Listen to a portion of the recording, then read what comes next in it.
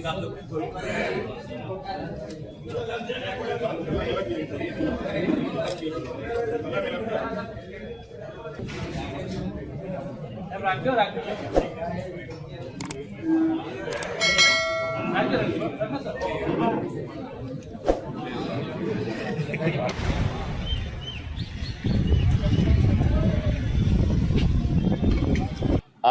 पिछले कई दिनों से देख रहे हैं हमारे गुजरात के तमाम नेता और दिल्ली से भी कुछ हम जैसे कार्यकर्ता लगातार इस ऐतिहासिक अधिवेशन की तैयारी में जुटे हुए। सबसे पहले तो गुजरात के पूरे नेतृत्व को, शक्ति भाई के नेतृत्व में जो काम हो रहा है, मैं बधाई देता हूं। बहुत मेहनत, गर्मी के बावजूद आप लोगों को भी बहुत परेशान हम कर रहे हैं लगातार और करते रहेंगे। ये ऐतिहासिक सम्मेलन इसलिए, अधिवेशन इसलिए कहते हैं हम कि कांग्रेस के अधिवेशन कोई एक पार्टी की मीटिंग नहीं है, एक कोई परिवार की मीटिंग नहीं है। ये समाज के अलग अलग वर्गों का समागम है, अलग अलग विचारों का समागम है, अलग अलग संघर्षों का समागम है। और ये महत्वपूर्ण इसलिए हो जाता है कि भारत की संस्कृति भी यही दिखाती है कि जब सब मिलकर कोई निर्णय लेते हैं या कोई काम करते हैं, वो काम सिरे चढ़ता है, सफलता से किया जा सकता है। कोई एक आदमी या कोई एक नेता कोई निर्णय ले ले और सब के सब वो करें, ये संभव नहीं है भारत में, और कांग्रेस में हम कभी नहीं होने देते। हम सब मिलकर, आज नहीं 1947 से पहले भी अधिवेशन के जरिए जटिल से जटिल समस्याओं को आपस में मिल बैठकर उसका हल निकालते थे। पार्टी के भीतर भी कई बार शक्ति भाई कुछ और सोचें, मैं कुछ और सोचूं, मिलकर हल निकालने की एक परंपरा कांग्रेस पार्टी में रही है और खुलकर चर्चा होती। कोई ऐसा नहीं है कि बंद कमरों में हम खुलकर बात नहीं करते, खुलकर बात करते। विरोध नहीं होता, अपना अपना विचार होता है। तो ये विचारों का समागम जो 8 और 9 तारीख को गुजरात की ऐतिहासिक भूमि पर हो रहा है, ये कई कारणों से ऐतिहासिक है। जिस दौर से आज देश गुजर रहा है, जिस दौर से आज देश की मिडिल क्लास गुजर रही है, जिस दौर से देश का व्यापारी गुजर रहा है, जिस दौर से देश के दलित और आदिवासी गुजर रहे हैं, जिस दौर से देश के अल्पसंख्यक गुजर रहे हैं, हम सब देख रहे हैं, इतिहास सब कुछ दर्ज कर रहा है। इस दौर में एक जिम्मेदार राजनीतिक दल होने के नाते हमारी ये ड्यूटी है, हमारा ये कर्तव्य है, हमारा ये फर्ज है कि हम आगे आएं और लोगों के मन में जो संशय है कि अब भविष्य में अंधेरा दिख रहा है, वो संशय दूर करने का काम हमेशा इस समागम, जिसका नाम कांग्रेस पार्टी है, अखिल भारतीय कांग्रेस कमेटी है, उसने किया है।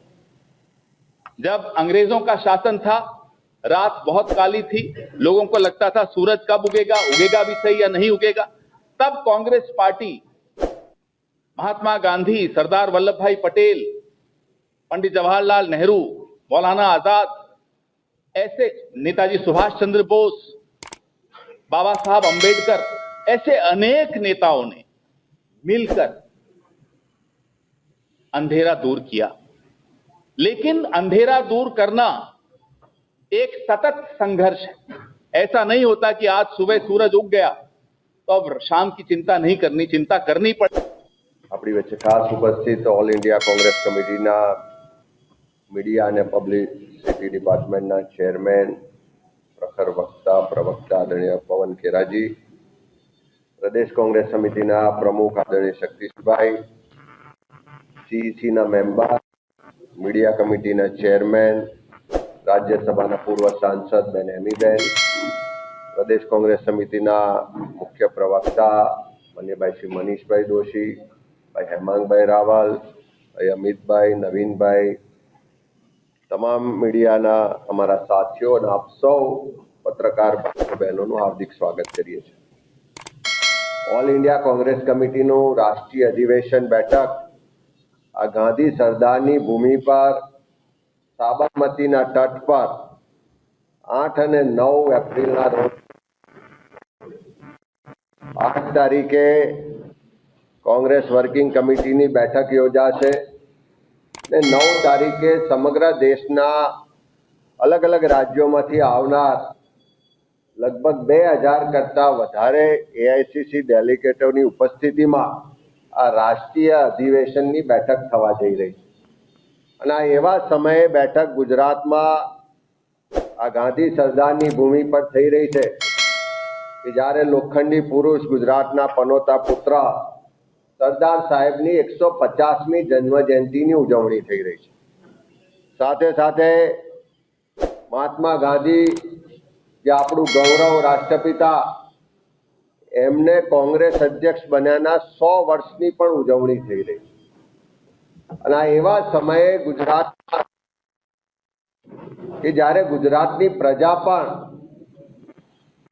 આવનારા સમય માટે કોંગ્રેસ સમાજ માટે શું કરવા માંગે છે, આ સાંપ્રત પરિસ્થિતિમાં જે અન્યાય અત્યાચારનો ભોગ ગુજરાતની સામાન્ય જનતા બની રહી છે, જે કોંગ્રેસનો વિચાર હતો, કોંગ્રેસનો કાર્યક્રમ હતો કે સત્તાનું વિકેન્દ્રીકરણ થાય, જે ગાંધીજીનો વિચાર હતો કે અંત્યોદયથી સર્વોદય થાય, એ વિચારોથી ઉલટું શાસન ચાલી રહ્યું છે. સત્તાનું કેન્દ્રીકરણ થઈ રહ્યું છે.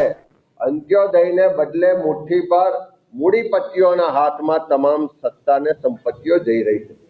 એવા સમયમાં જ્યારે ગુજરાતમાં અધિવેશન મળે છે ત્યારે ગુજરાત કોંગ્રેસના કાર્યકરો એની તૈયારીમાં ઉત્સાહિત થઈને બધા જ કામે લાગ્યા છે, પણ સાથે સાથે ગુજરાત કોંગ્રેસના તમામ કાર્યકરો આગેવાનો જે કોંગ્રેસ હાઈકમાન્ડે આ અધિવેશનની થીમ નક્કી કરી છે, ન્યાય પથ, સંકલ્પ, સમર્પણ અને સંઘર્ષ, તો આવનારા દિવસોમાં છેલ્લા 3 દાયકાના ભારતીય જનતા પાર્ટીના શાસન પછી આજે જે ગુજરાતની પ્રજા સહન કરી રહી છે, ગુજરાતનો યુવાન મોંઘું શિક્ષણ લીધા પછી રોજગાર માટે દરદર ભટકી રહ્યો છે, કોન્ટ્રાક્ટ આઉટસોર્સિંગ અને ફિક્સ પગારના નામે એનું શોષણ થઈ રહ્યું છે. આપણે રોજ જોઈએ છે કે સમાન કામ સમાન વેતનના અધિકાર માટેના આંદોલનો અને સંઘર્ષ ચાલી રહ્યા છે. ત્યારે આ અધિવેશનના મંચ પરથી ગુજરાતના યુવાનોને કાયમી રોજગાર મળે, સમાન કામ સમાન વેતનનો અધિકાર મળે, કોન્ટ્રાક્ટ પ્રથા, આઉટસોર્સિંગ પ્રથા નાબૂદ થાય, એ વાતને પણ મૂકવામાં આવશે. સાથે સાથે ગુજરાતીઓના જીન્સમાં, લોહીમાં વેપાર અને વાણિજ્ય રહેલું છે અને વેપાર વાણિજ્યની સાથે સાથે ગુજરાતના એ ડાયમંડ ઇન્ડસ્ટ્રી હોય, ટેક્સટાઇલ ઇન્ડસ્ટ્રી હોય, સિરામિક ઇન્ડસ્ટ્રી હોય, આપણા અનેક એવા ઉદ્યોગો છે કે જેના કારણે આખા વિશ્વમાં ગુજરાતનું નામ છે. આજે એવા તમામ ઉદ્યોગો, એ હીરા ઉદ્યોગના રત્ન કલાકારો આજે આત્મહત્યા કરવા માટે મજબૂર છે. સિરામિક ઇન્ડસ્ટ્રી હોય, ટેક્સટાઇલ ઇન્ડસ્ટ્રી હોય કે બધા મીડિયમ અને સ્મોલ સ્કેલ ઇન્ડસ્ટ્રીઝ આજે મંદીનો ભોગ બન્યા છે.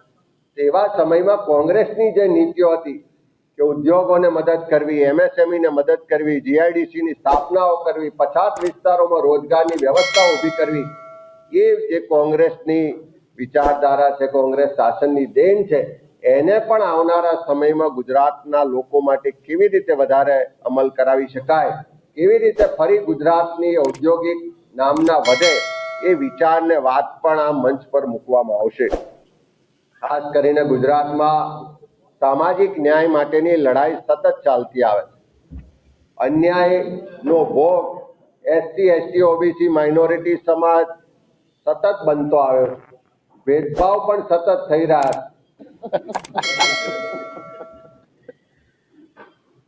કોંગ્રેસ વિધાનસભા પક્ષમાં અમારા નેતા ભાઈ અમિતભાઈ ચાવડા, અમારા મીડિયા કમિટીના ચેરપર્સન, માજી સાંસદ આદરણીય એમીબેન યાજ્ઞિક, ભાઈ મનીષભાઈ, ભાઈ શ્રી હેમાંગભાઈ, પ્રેસ અને મીડિયાના મિત્રો, આપ સૌનું આજની આ પ્રેસ કોન્ફરન્સમાં ખૂબ હૃદયપૂર્વક સ્વાગત કરું છું. આપ સૌનો આભાર પણ માનું છું કે આપે સૌએ જે ઐતિહાસિક અધિવેશન અમારું અહીંયા મળી રહ્યું છે એને ખૂબ ખૂબ સારી રીતે આપે આવકારીને લોકો સુધી અમારી વાત પહોંચે, અધિવેશનની વાત પહોંચે એ માટે ઇલેક્ટ્રોનિક મીડિયા આજકાલમાં સૌથી વધારે લોકો સુધી પહોંચતું માધ્યમ યુટ્યુબ અને રીલ બનાવીને લોકો સુધી પહોંચાડતા નવા પ્લેટફોર્મના તમામ મિત્રો, પ્રિન્ટ મીડિયાના મિત્રો એ ખૂબ મદદ કરી છે. માટે પક્ષ વતી અને અંગત રીતે આપ સૌનો ખૂબ ખૂબ હૃદયપૂર્વક આભાર માનું છું.